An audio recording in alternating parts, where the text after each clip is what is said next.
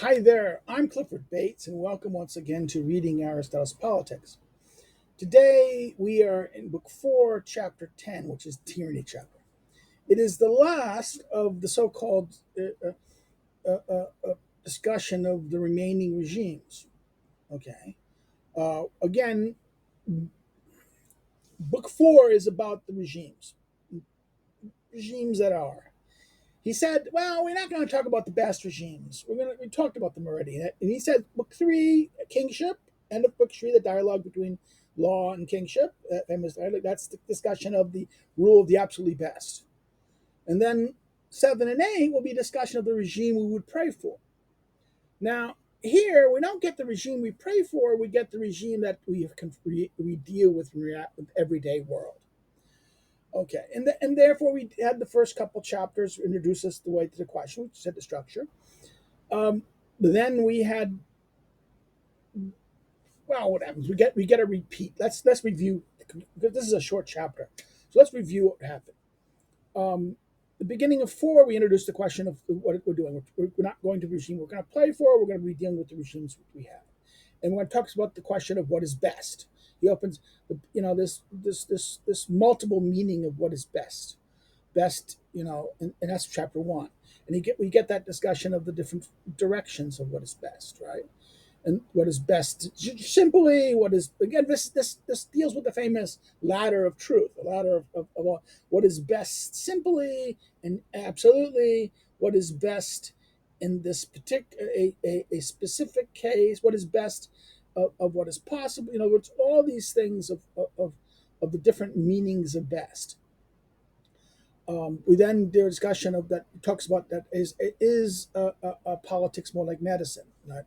What is like, and he makes the argument is it's easier, it's harder to do preserving regimes than it is to make regimes.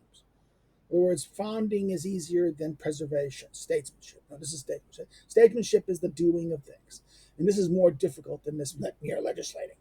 Legislating is easy; you just do this in that sense, but therefore, establishing things are easier than preserving them or maintaining them. This is the Aristotelian. This is Aristotle's defense of statesmanship in that sense, in chapter 1. And in chapter 2, he gives us a repeat of the famous sixfold typology, right? And this, what's interesting here is he repeats it, but he doesn't argue it. It's slightly changed, but then immediately he doesn't. He hints at a deconstructive problem. He doesn't give us the big deconstruction that we get in 3:8. Okay, book 3, chapter 8. The first account of the main account of the sixfold topology. The sixfold typology created with two things. The quantitative claim, the rule of one, few, or many, and then the qualitative claim that is ruled by either the regime is ruled for the sake of the ruled. In other words, they rule for their own benefit, the rulers rule for their own benefit, or the rulers rule for the common benefit, the benefit of all, the community. In other words, what is the direction of how they're ruling, right? And that the just rule is that. But what happens? We get the point that the question of, we see the problem of oligarchy and what is meant by oligarchy.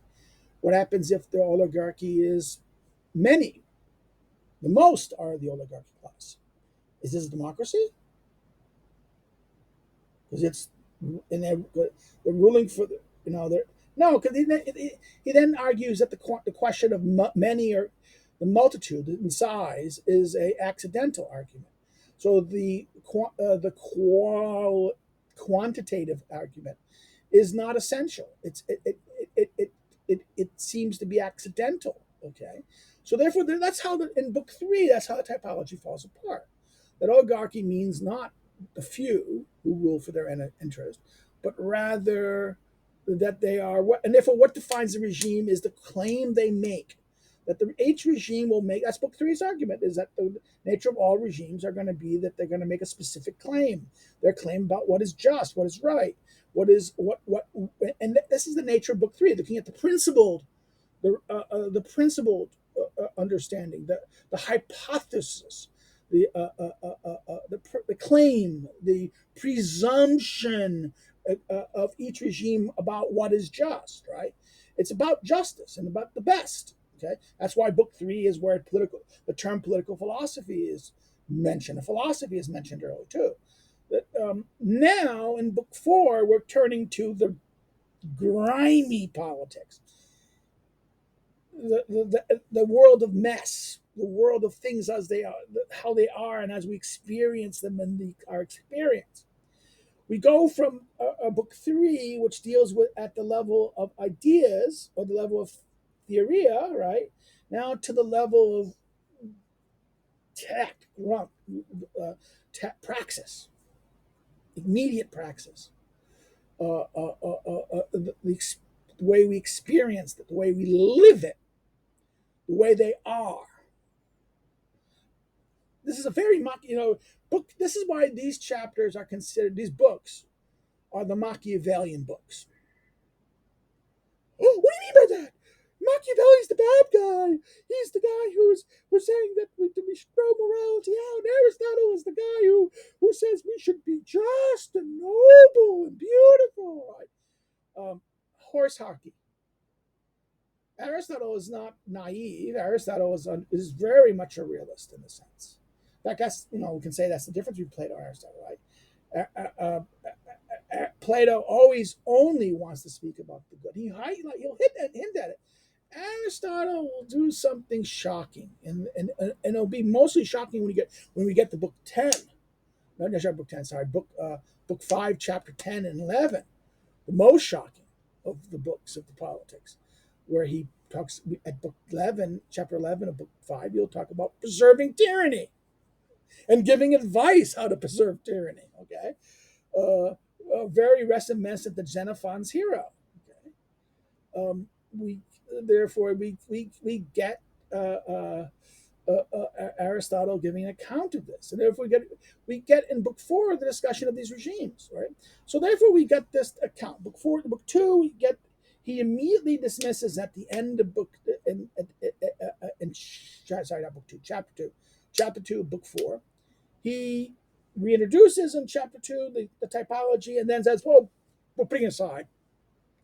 Instead, we're going to talk about this." And then we talk about the book, chapter 3 will be about the parts. We're talking about the composite nature of the polis, the composite nature of regimes. Okay? In other words, that the idea of the polis and the regime and the polis are essentially tied. We talked about this before, that the regime is very much the form, the eidos of the polis. And the polis, again, we have to understand that the polis is composed of the famous 4 causes. Aristotle, in his physics, he talks about the 4 causes of things, right? But the causes is the nature, the things that how we understand the nature of a thing.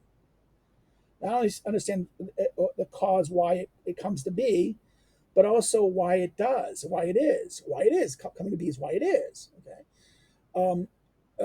the nature of this is, and we have the 4 causes. It's composed of material things. It's composed of the form. It has a form, and the regime is the form. The politeia is the form it takes. Composed of parts. The parts, the form, the shape it takes, the characteristic. Then the efficient cause or the pudding cause means what was the thing that preceded it or next to it, right? Preceding cause. We'll talk about this. That is the history of what was there, what it came out. It came out of nothing. It came out of what it was. What's his past? Okay, so therefore this idea. This is the idea of that, and we'll talk about this again in book 5. We'll talk about the causes and of causes of change, right? And then the last is the final cause, or where we the final cause is what? This is the goal. It's a purpose. It's a thing. Now we see in book 3 there's a connection between the regime and the final cause, the reason, or the end, or the goal. That the ultimate end of all political life is the good life. Okay, a necessary that the end is what way of life is best, right? The best way of life, living well, living beautifully. That is the ultimate end. The necessary things is survival. Survival necessary. You can't have the best without being. Okay, you can't live. Therefore, these are the level of necessity. This is the level of choice. The best, what we seek is when we have choice, when we're free to choose, we choose the best. But in order to be able to choose the best, you must be. Therefore, you must deal with necessity. But therefore, and therefore, this leaves us in book 4. This immediate section of chapter 3 of book 4, we deal with the question of the parts of the city, the functions. Okay, and he hints at, he says there's two sides, there's two voices. He says that there's the two winds. We go back, you go read that section again, or go listen to the earlier chapter. Um, it's that weird thing. It's worth looking at. Those in my little book here on that, he talks about it. About that. What is it? The four wind. He says that the chapter 3, the four pairs. Right. This is that famous line.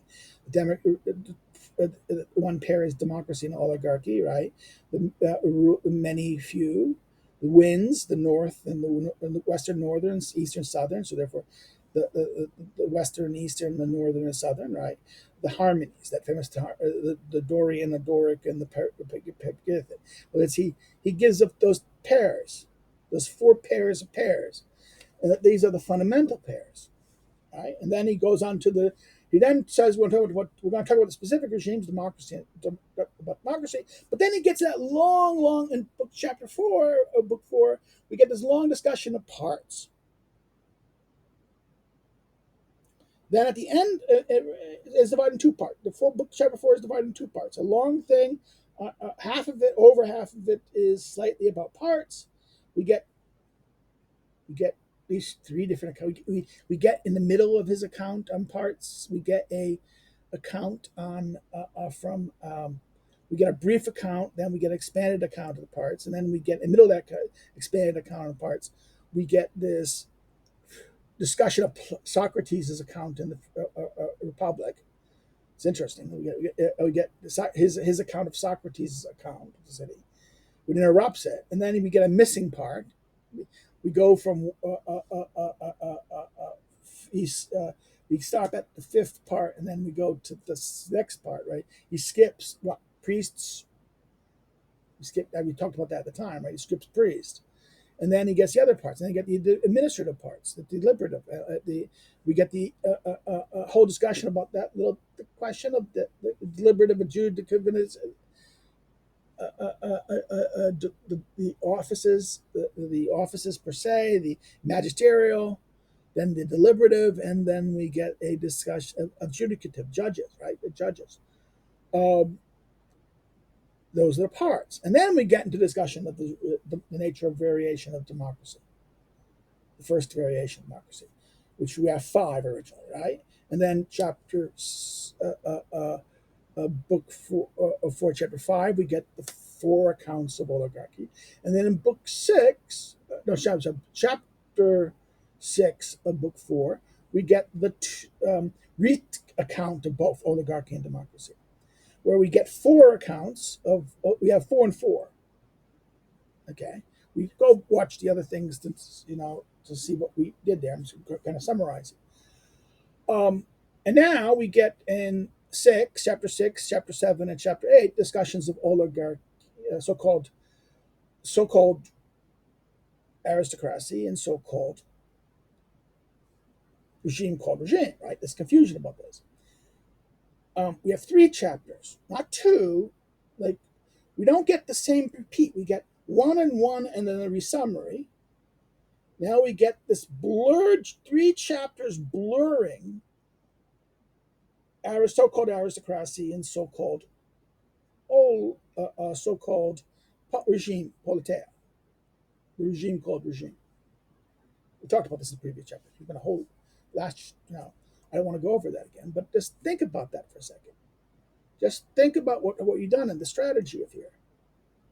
But we promised to do the thing. We had that, end of chapter, the end of chapter 2 of 4. He kind of says what I'm going to do. Right? He spells out the the remaining structure of it. And he kind of doesn't deliver it. He doesn't. Um, we have a kind of conundrum here. We have a conundrum here because why? We have this whole question about the regimes. Now, why does he gives us the oligarchy and democracy is nice and nice. We should, if he's going to follow the pattern, we should have had one, two, three, four, five, which variations of each, and then a conclusion. Right? That's how we would normally would like to do it. But we have the two variations, and then a conclusion that kind of modifies the first variation of democracy. And then we get a very mixed, confused 3 chapters. We don't get oligarch, so-called aristocracy, so-called polity, and then a summary echoing it. We don't get the same echo. We just get this kind of discussion about any discussion of so-called aristocracy ends up being a discussion about so-called politeia. And politeia, so-called politeia, is as we talked about it, is more about politeia per se, regime. So therefore, the discussion of the regime called regime is really a discussion of regime. See the playfulness and this is what you notice in the Greek. In the Greek, you would see this playfulness. The translations get away often will make you think that there is not this confusion there. The confusion in the Greek, in the original language, is there to make you think. It's not that he's a bad writer. No. This is the difference. A bad writer is a bad writer. But we know Aristotle's not. In fact, this is the question: is this really put together the same way? I mean, remember, these are lectures. These are the kind of talking points, and these are kind of like more like summary notes. And therefore, again, I think he's any good teacher. He is getting us to think about this. He'll put a bad example to see if we're paying attention, right? He's trying to see if we're paying attention to what he said. Good teachers do this. Teachers sometimes will say something that they know is wrong, trying to see if anyone has been paying attention. This is a constant tactic that teachers use. Sometimes we'll say something we don't believe and something we want to shock you so that we get you to respond, to think. Because particularly when a class is kind of like, oh, I'm bored. Why can't this class end? I want to go to my next class. Oh, I don't want to be here. They sleep rather than pay attention. So you have to shock them a little bit. You bam! But now in today's class, when you get punished for that, he said that outrageous thing. He said something bad about my favorite group, and that's naughty. He's a bad person. They burn him at the stake. Oh, come on, this is the weird thing. Teachers of purpose are there to make you think. I don't. I'm a right winger. I'm an extreme right winger. Do I? Is it my job? I would like students to be not left wing minded people, but I'm not going to force them. My job as a teacher is to kind of get them off their asses and thinking about things. And any left winger who doesn't understand the arguments of their enemy is going to be easily.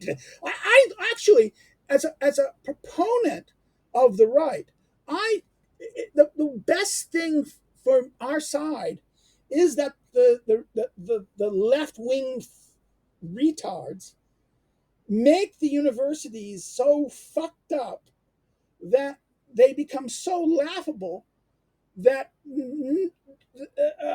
there is revolution. Please put a gun to your mouth and blow your brains out. That's what you're doing here, really. That's what you guys are doing by doing this. What does that say? When your enemies are making mistakes, don't correct them. So therefore, I'm sorry, I believe in the institution of education, the university. I unfortunately believe that this is the purpose of this. I believe in truth. So I'm confronted between my partisan advantage versus my obligation to the truth. And my obligation to say, hey, you idiots, don't do this. And that's the whole lesson of the book, the last 3 chapters, that you need to blend things. It's preservation of regimes. Now, today, chapter 10, we get tyranny. Now, honestly, look at this. This is chapter 10. See how small it is, baby? Small chapter, tyranny. Remember, we talked about what was tyranny about early in book 3. It's about the claim that I have I have power and I get, what is that famous song? It's my party and I can cry. That famous 1950s song. It's my party and I can cry what I want to. This is I usually use that line when I hear white to choice people, the abortion crowd talk. It's my body and I can do what I want with it. Well, this is the tyrant argument. I have the power. I have the power and I can do what I want. It's I have the ability to do what I want. I want what I want. And I want it. I have the power to do it. And my power makes it right. It's right not because it's right. It's right because I want it and I have the ability to make it. So might makes right. Right? That's tyranny's argument. Tyranny argument is, in fact, that's the famous in book 1 of the Plato's Republic, Thrasymachus. Justice is what the strongest say it is the say of the strong. Now we also remember this is the famous where everyone immediately let's talk about this. I'm going to talk about the Republic for a second. Book 1 of the Republic, we get 3 arguments about justice. We get the clef, and they're all strangers who make it. Remember, book 1 was very interesting. Socrates comes to the dinner party with his friends, and it's to the house of Clephas, and a Syracusan exile from Syracuse, a arms dealer, weapons, who makes his money making arms, and his son Thrasymachus, right? And as Thrasymachus gets, the son sees, Socrates is street and forces him to come to dinner. Now the Republic is funny because we have a dinner, we don't get see Socrates doesn't see we don't see Socrates eating, we see only Socrates speaking. Book 1 is that weird discussion where Cephalus starts in, the father starts in, and the father is saying, what is justice? It's keeping our word, obligations, contracts, promises. We made promises, and Socrates kind of challenges this, right? Cephalus says, "I'm an old man. I'm tired. We're not really doing this. I'm going to go pray to and it's tied to his obligation to the gods, right? And this is the story, and this is what some people say: when Cephalus leads, the gods lead, right? That's the famous line. That's the one Bloom always said, and I think Bloom is not wrong. I think it's more complicated, but it's not simply that. But there is an element to this. Cephalus leads, the gods lead. Cephalus is now, what is Cephalus? His son Thrasymachus takes his argument over, but he does not satisfy. Socrates kind of ends up saying, showing the holes of this. The example of you borrowed a knife from you borrowed this guy's sword, and he comes back mad and he's going to kill somebody with it. Wants to get the sword back to kill somebody. You give him the sword. You should, but you don't, right? That's a famous thing. So Socrates constantly pokes. The Socratic method is take a position and show how it's kind of poke the holes in the argument, right? Show how this is not simply so, simply good or simply true. In other words, if something cannot be always true, then it's not. It is not met. The requirement is that it must simply be true. It must always be true. If there's any case where it's not, then it's not the simply good, not the simply best. So, the claim that we should keep our word, is not maintained. The second one is his own. The son, Thrasymachus' argument is that I should do what help friends and harm enemies. Right. This is the famous help friends and harm enemies. The Carl Schmitt argument. Half of the Carl Schmitts are the enemy. Right. Who's the enemy? Right. Schmitt's the enemy. The fault of Schmitt is half of the argument. Half, and then and Thrasymachus is not Thrasymachus. Sorry, it's Polymarchus. Sorry, Polymarchus is the son. Thrasymachus is the other guy. Polymarchus's argument is What? Polemarchus, the son of Kepler, says, I need to do this because it's the argument of the Greek tragedians. This is the political argument. Helping friends and harming enemies. This is the nature of politics, the argument was. Helping friends and harming enemies. Now, Schmidt's half of it, okay.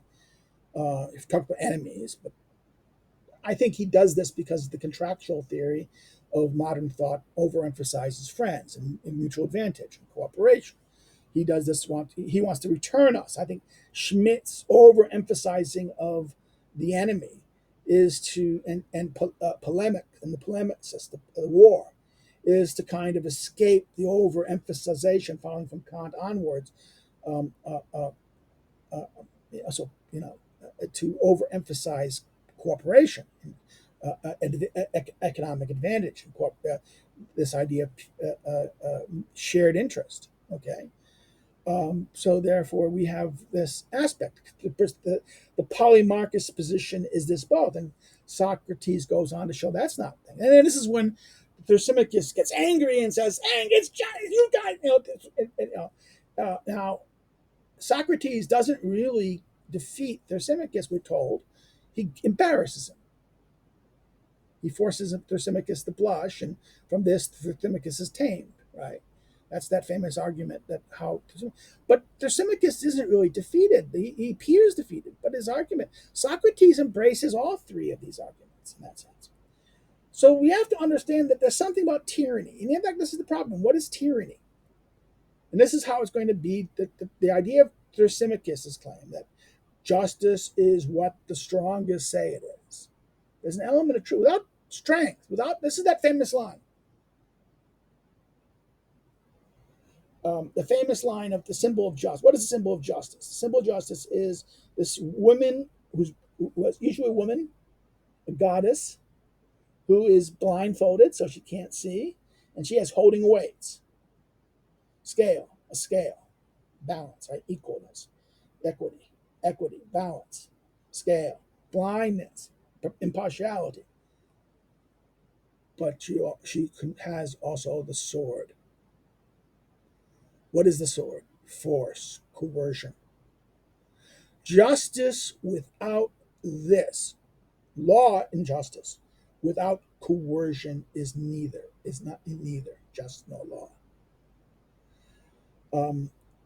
Justice without the sword is injustice. This is what the problem is, that you cannot escape force. You cannot escape politics in the realm of concerned about just. It necessitates to deal with the force, to deal with the unjust. And maybe the unwillingly just. The just people or the relatively people who are relatively just, who simply just need to be kind of pushed a little bit to do what is right. And most people just need to be pushed to do what is right. A lot of people won't do what is right. They'll come to do it right when there's a little bit of like reinforcement, right? So let's look at the tyranny argument. I kind of gave a summary here to see where we've been so far in our little reading, because this is a small chapter. What is it? The tyranny. What is about tyranny? It remains for us to speak about tyranny. Not that there is room for much argument about it, but that it may have its part in the inquiry, since we placed it too among the regimes. So I'm not going to say much about it, but I have to say something because it's one of the things we placed among the regimes. No, this is a kind of conceding argument. He's going to concede. Aristotle doesn't will he's being kind of forced. The argument is forcing him to address it. And he's going to say the least possible.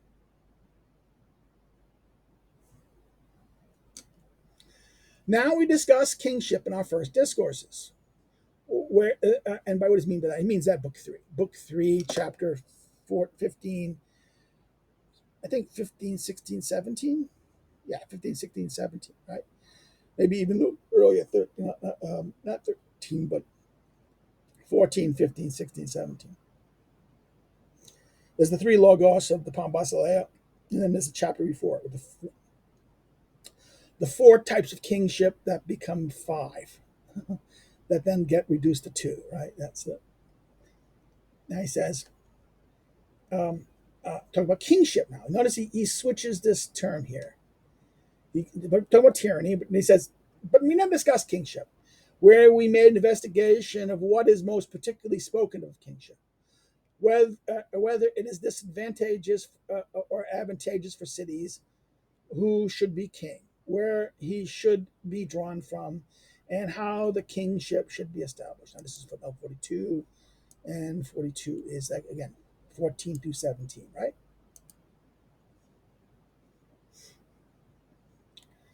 We distinguish two kinds of tyranny. While investigating kingship. Because remember, the four become two. The four became five. The five became, these four collapsed into one, and the Pambas led two, and then he ushered. Therefore, there's the two as well, right? Now notice he switches back. He says the two kinds of tyranny while investigating kingship, as their power is a sense of, in a sense, overlaps with kingship as well, on account of the fact that both of these sorts of rule are based on law. So kingship is based on law. But wait a minute. I thought the discussion, the two is the four original are based on law. The fifth is not law.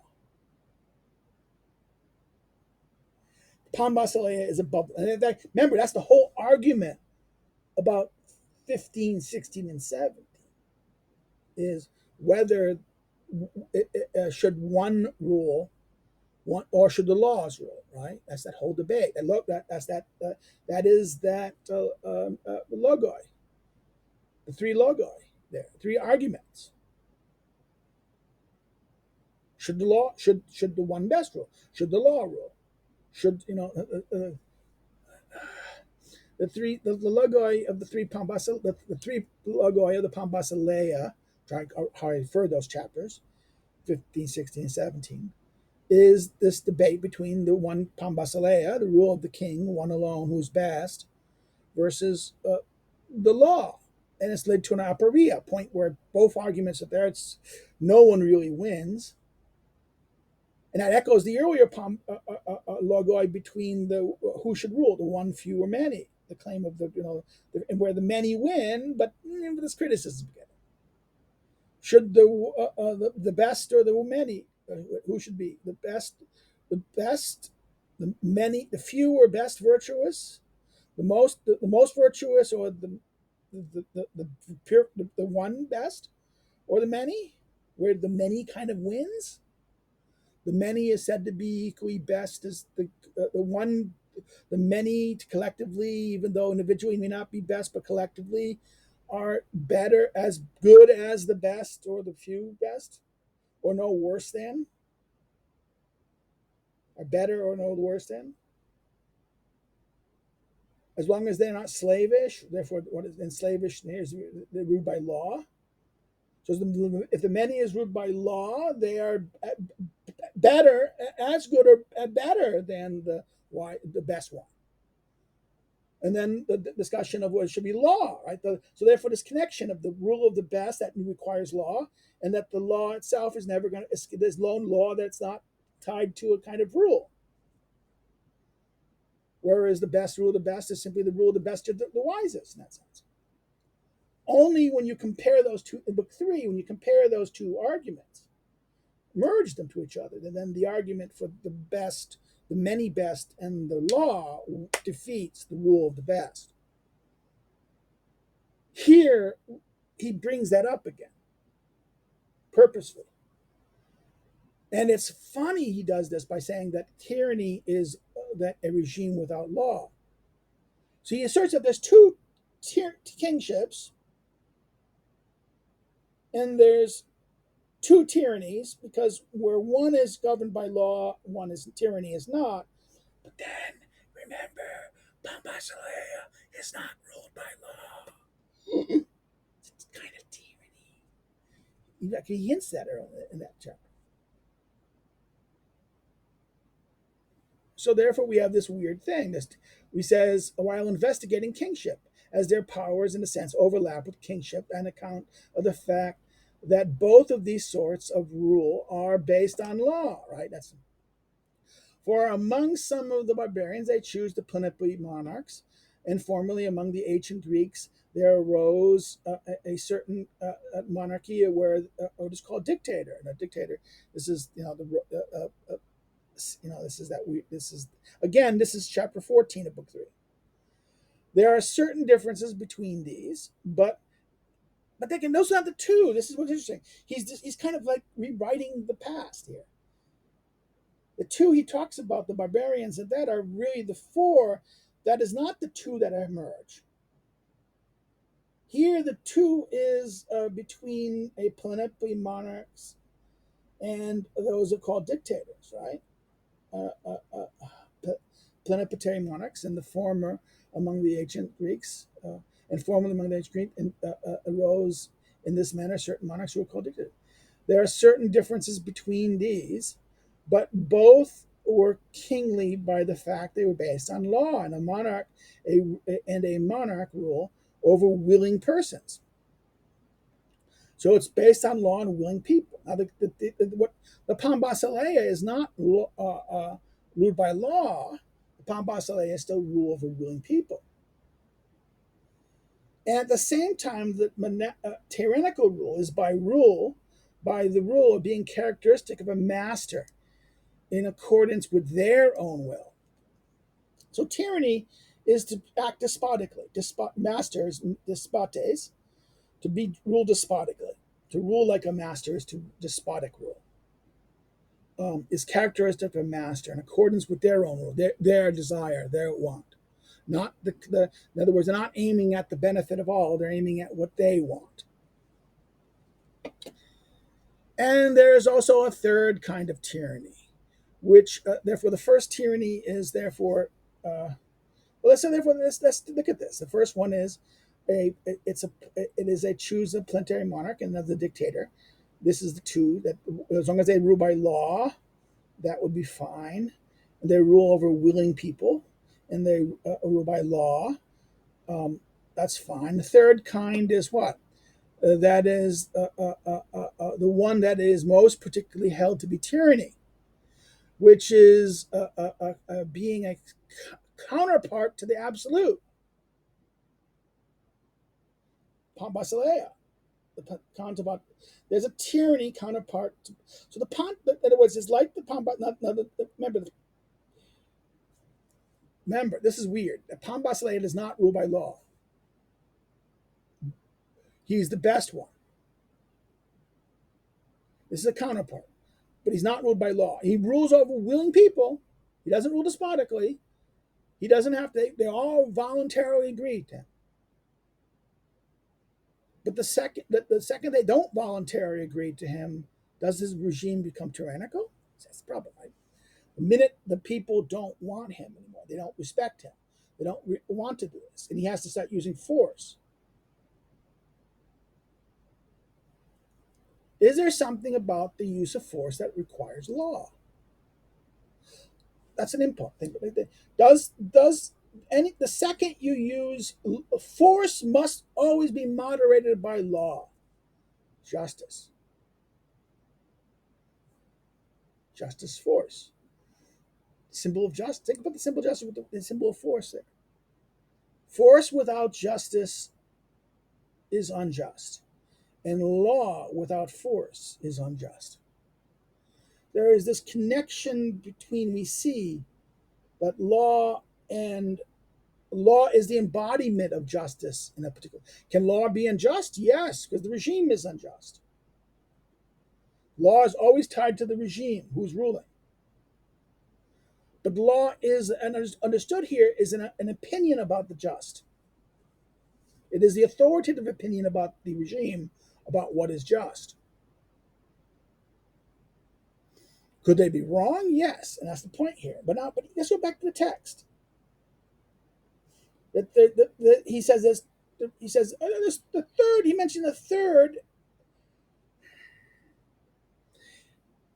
If we go look at book 3, we see if we compare these two things, because he's relying on in other words, he caused in chapter 10 here, he caused a comparison to the discussion of kingship. He does this. So we should compare. Anytime he brings us, we should compare to what he says. We should always take what he said earlier and compare what he said earlier to what he's saying now. And to see what? To see where there is points where he's not saying the same thing that means something. There's a difference between that. What does that say? Where are they saying the same thing? If they're saying the same thing, then it's fine. It's repeating it. But if he's not, the difference tells us something. This is how we read between the lines in that sense. So that we had, remember, we had the book 3, chapter 14. We get the 4 accounts of kingship. Then Pambasileia is added. Right? That is that. But then those 4 collapse into 2. So yes, he says there's 2, but the 2 is that, as I mentioned, are not between the 2 types of the 4, but between the 4 collapsed into 1, which is then dismissed because all of these are really are more, he says, are less a regime and more an office, because they're governed by law, and that only the Pambasileia is the regime. So that was only the king. Pambasileia is really the regime of kingship. Where this is actually, it might say, even what's interesting here is the in reverse part about this. That it is this third tyranny that is most tyrannical, most characteristic of tyrannical rule. And it is the counterpart of Pambasileia. So Pambasileia is really what is the regime of monarchy, of kingship. This tyranny here is again, and it's the counterpart, and it is. And the difference is between willing. It's not, remember, not law, but the willingness of the people. Okay. Any monarchy must necessarily be a tyranny of this sort if it rules unchallenged fashioned over persons who are all similar or better, with a view to its own advantage and not that of the ruled. So any rule, any monarchy, any form of rule must be tyranny of this sort, this worst sort. If what? If it rules in an unchallenged fashion over persons who are all similar or better, free people or better, with a view to its own advantage, the ruler's advantage, and not that of the ruled. Notice that he says of the ruled, not the common advantage. So remember, the account in book 3 is not ruled of the rule. That's Socratic. He's accepting the Socratic dichotomy here. In this chapter 10, he's accepting not his earlier dichotomy in book 3. The difference is not between that the distinction between these regimes of the good and the unjust is between those who rule for their own sake and those who rule for the ruled. That's the argument from the techne, the arts. He says that no, that's from analogy of the arts. Aristotle said no, the analogy is wrong. It's not, politics is not guided by the arts. Rather, it is between the distinction between the rule for my own sake, ruler's self-interest, ruling for the benefit of my own self, ruling part, rule for the benefit of the ruler. That's whereas political rule should be what? Mutual benefit, the common advantage, the common benefit. Rule for the sake of the common good, the common entity. not for the ruled for the sake of the ruled. So therefore, he switched the definition of what is here. So the king has to be sacrificial here. Kingship has to be sacrificial. He must sacrifice himself. It seems to be that this is the problem. This is why in my discussion of my own book, and this is where in my 2003, 2004 book, The Best Regime, where I talk about this in the Pablos Lab, I make a note there talking about the story of why the king question, the king almost has to be sacrificial. That's why I say political. And it has to be a sacrificial entity. This idea, I have to sacrifice myself, and this is something unhuman about this. I have to sacrifice myself. That's why the problem of King Arthur's example of Mordred, right? I have to not let my son be king. My son is bad. I know my son is bad. I know I have to deny my son, but that's unnatural. People won't allow you to do this. He mentions that in book 3. So therefore, this is the problem of tyranny. Tyranny is this rule for its own sake without law. This is why the extremes of oligarchy and the extremes of democracy, the most radical form, and some people would say these are the true type, the pure oligarchy and the pure democracy. Most people in democracy, the most democratic is everyone democracy, everyone, right? And oligarchy would be the most thing of only the few, only the richest riches, only the rich of the rich of the rich, right? Again, the logical principle taken to its extreme produces what? Of democracy leads to this unjust, where the people in their will, they rule it by their will.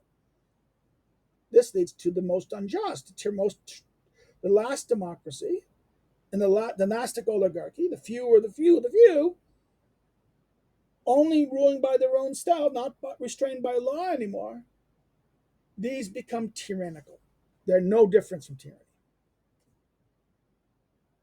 So the extreme of this, and then the problem of the extreme of kingship, the Pambasale is an extremity. It is not restrained by law. And the only difference here is that the people, he is a good man. But what about the successor? Can you always ensure that his replacement is going to be the good man? So let's end this on this next chapter. He says, hence, it is tyranny is rule over who are unwilling, for no free person would be willingly tolerate this sort of rule. So the free people cannot tolerate this kind of rule. It's despotic. It's being treated like slaves. Okay? The kinds of tyranny then are spoken of these, and this many for the reasons it's spoken of. So that's weird lining. So is there 2 tyrannies or 3? Is there really 2 tyrannies? Or is tyranny 1? As king worship was 1. And that the extreme kingship and the extreme monarchy is same. They're similar, they're identical in their similarity. But the difference is not the law, but they're over the question of whether they're being, how they're ruling. Are they ruling for the sake of the? Now the argument here seems to be, the argument has to be for the king has to sacrifice, and the tyrant is selfish. The king, if he's going to be a king, must sacrifice, must constantly be sacrificial, must always be. He must rule like the father does in this sense. The argument is a god in that sense, a sacrificial entity. The tyrant is not sacrificial. He's only caring about himself. And that's how we end the discussion of tyranny in this kind of. It's the chapter on tyranny is not, his argument is not spelled out here. It's only spelled out if you compare to his intentional referencing of kingship and the discussion of kingship in book 3. And this is how this chapter, it works as kind of a thing. It says something, but it doesn't say something itself. It only says something if we pay attention to what it's being evoked in the previous argument, in the previous account. and comparing it here. Okay, that's it. I went over. I went too far. I think I just want to just I want to help you here. Next chapter, chapter 11, which is the infamous chapter about again this about will be about the mixing, right? This idea we're going to get mixing, so because we have to deal with this. We'll stop here. If you have any questions, please put them below. Please, any questions, comments, or concerns, please put them below. I will respond to them when I see them. If you liked it, share it with a friend. Share it on social media. Spread the word. If you've not subscribed, please subscribe and get others to subscribe, like the world chapter. If you don't like it, you can of course say thumbs down, but say why. It's my chance to. You want to educate me? Educate me. Say where I did wrong. How what to do. Follow me on social media below. That's one thing you can do if you want to follow me on social media below. Another way, as YouTube is charging us these days, as the channel's growing, and I'm at the size where like this, okay, it's going to cost money. I'm doing this. I'm paying for it. I'm doing it. This is my kind of my interest thing. You can help me by subscribe, Patreon.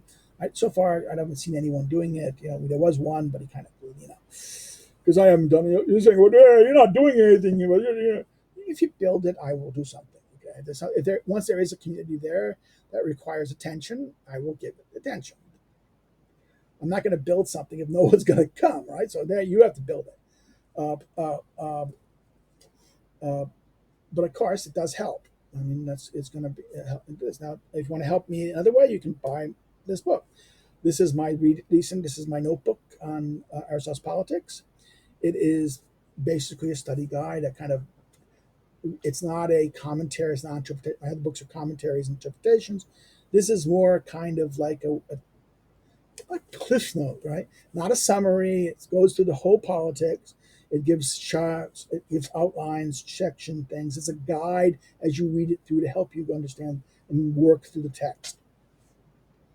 It's kind of like a text version of what we're doing here, right? Not as detailed. We're not repeating the text as much. That's it. Again, thank you for doing it. We look at chapter 11 next, and I wish you all a good day. Take care. Bye-bye.